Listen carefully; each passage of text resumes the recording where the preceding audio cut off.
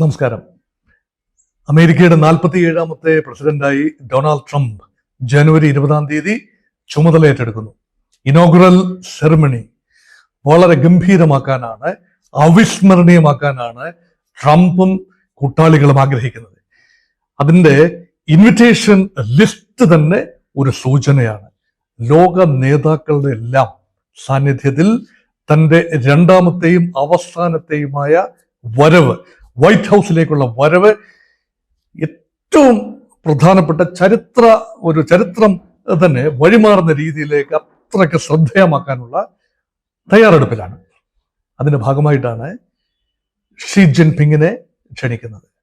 നോക്കൂ, അമേരിക്കയുടെ പ്രസിഡന്റ് പദവിയിൽ എത്തുന്ന ആളുകൾ പൊതുവെ വിദേശ രാജ്യ തലവന്മാരെ തങ്ങളുടെ സത്യപ്രതിജ്ഞാ ചടങ്ങിന് ക്ഷണിക്കാറില്ല. പൊതുവെ ചിലർക്ക് വരാം, അനൗപചാരികമായ ഇൻവിറ്റേഷൻസ് ഉണ്ടാകാം, ഔപചാരികമായ ചില ഇൻവിറ്റേഷൻസ് ഉണ്ടാകാം, വരും എന്നല്ലാതെ ഇത്ര വലിയ ആഘോഷമായി സാധാരണഗതിയിൽ നടത്താറില്ല. പക്ഷെ ട്രംപ് വ്യത്യസ്തനാണ്. ഈ ചില രാജ്യങ്ങൾ, ഇന്ത്യ ഉൾപ്പെടെ ആഘോഷമായിട്ട് തന്നെയാണ് നടത്തുന്നത്. പക്ഷേ എല്ലാ ലോകരാജ്യങ്ങളുടെ തലവന്മാരെയും ക്ഷണിക്കാറില്ല, വളരെ സെലക്റ്റീവാണ്. പക്ഷെ അമേരിക്ക ഇപ്രാവശ്യം വ്യത്യസ്തമായ ഒരു നിലപാട് സ്വീകരിച്ചു. ഡൊണാൾഡ് ട്രംപ് വ്യക്തിപരമായി ലോക നേതാക്കളിൽ മിക്കവരെയും, തലയെടുപ്പുള്ള ഏതാണ്ട് എല്ലാ ലോക നേതാക്കളെയും, റഷ്യൻ പ്രസിഡന്റ് വ്ളാഡിമിർ പുടിന് ക്ഷണമുണ്ടാവില്ല എന്ന് നമുക്കറിയാം. പക്ഷെ ചൈനീസ് പ്രസിഡന്റിന് ക്ഷണമുണ്ടായി, ഇന്ത്യൻ പ്രധാനമന്ത്രി നരേന്ദ്രമോദിക്ക് ക്ഷണമുണ്ടായി. പക്ഷെ ചൈനീസ് പ്രസിഡന്റ് അവിടെ എത്തുമെന്ന് ഉറപ്പൊന്നുമില്ല. ഇന്ത്യൻ പ്രധാനമന്ത്രി നരേന്ദ്രമോദി പോകുന്നില്ല. അതിനു പകരം ഇന്ത്യയെ പ്രതിനിധീകരിക്കുന്നത് എസ് ജയശങ്കർ, നമ്മുടെ വിദേശകാര്യ മന്ത്രിയാണ് ഇന്ത്യയെ പ്രതിനിധീകരിക്കുന്നത്. ജോർജിയ മെലോണി പോകുന്നു ഇറ്റലിയിൽ നിന്നും. അതുപോലെ മറ്റ് പല ലോക നേതാക്കളും പോകുന്നു. യൂറോപ്യൻ രാജ്യങ്ങളുടെ മിക്ക രാജ്യങ്ങളുടെയും, പശ്ചിമ യൂറോപ്യൻ രാജ്യങ്ങളുടെ എല്ലാം തന്നെ പ്രധാനപ്പെട്ട ഭരണാധികാരികളോ അല്ലെങ്കിൽ അവരുടെ നോമിനീസോ പോകും. ഒരുപക്ഷെ ചൈനയിൽ നിന്ന് പോകാൻ സാധിക്കുന്നത് വിദേശകാര്യമന്ത്രി വാങ് ലീക്കോ അല്ലെങ്കിൽ ഒരുപക്ഷെ ചൈനീസ് പ്രധാനമന്ത്രിക്കോ ആയിരിക്കാം നറുക്ക് വീഴുക. പക്ഷെ പോകുമെന്നതിൽ യാതൊരു സംശയവുമില്ല. ക്ഷണം ലഭിക്കുകയും ക്ഷണം നിരസിക്കുകയും ചെയ്യുന്ന സംഭവം ഒരുപക്ഷെ ട്രംപിന് മുഖത്തേൽക്കുന്ന അടിയായിരിക്കും. അതുകൊണ്ട് അങ്ങനെ ഉണ്ടെങ്കിൽ ട്രംപ് ഒരിക്കലും ക്ഷണിക്കില്ല. പക്ഷെ ഈ ക്ഷണിതാക്കളുടെ ലിസ്റ്റ് ഗംഭീരം തന്നെയാണ്, അതൊരു കാര്യം. പക്ഷെ അതിനേക്കാൾ പ്രസക്തമായ കാര്യം ഇൻഡസ്ട്രി ക്യാപ്റ്റന്മാരുടെ, ടൈക്കൂൺസ്, ശതകോടീശ്വരന്മാരായ വ്യവസായ പ്രമുഖന്മാരായ ആളുകളുടെ സാന്നിധ്യമാണ്.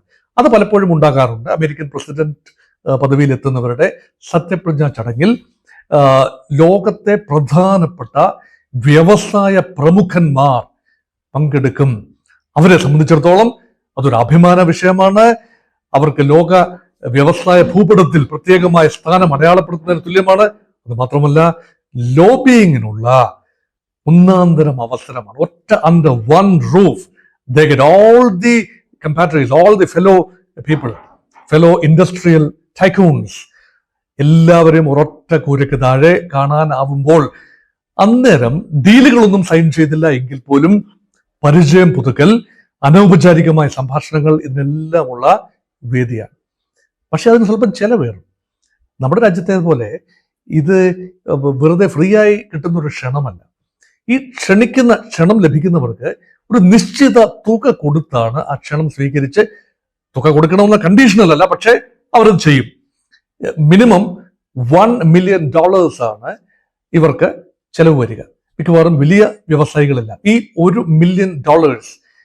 അങ്ങനെ ഒരുപാട് ആളുകൾ അങ്ങനെ $300 million അല്ലെങ്കിൽ $30 കോടി ഒരു ഡൊണേഷനാണ് ആ ചടങ്ങിന്റെ നടത്തിപ്പിന് വേണ്ടി ആ സമയത്ത് കൈമാറുന്നത്. അത് ഡൊണാൾഡ് ട്രംപിന് വ്യക്തിപരമായി ലഭിക്കുന്ന തുകയല്ല, പക്ഷെ അതിന്റെ ഒരു ഗുഡ്വിൽ ജസ്റ്ററാണ്. അവർക്ക് 6 സീറ്റുകൾ, ഓരോരുത്തർക്കും 6 സീറ്റുകൾ വീതം, തങ്ങളുടെ പ്രധാനപ്പെട്ട വ്യവസായികളുടെ കൂടെയുള്ള 6 പ്രമുഖന്മാരെ കൂടി പങ്കെടുപ്പിക്കാൻ $1 ലക്ഷം വീതം കൊടുക്കുന്നവർക്ക് 6 പേര് പങ്കെടുപ്പിക്കാനുള്ള അനുവാദവും അവസരവുമെല്ലാം ഉണ്ട്.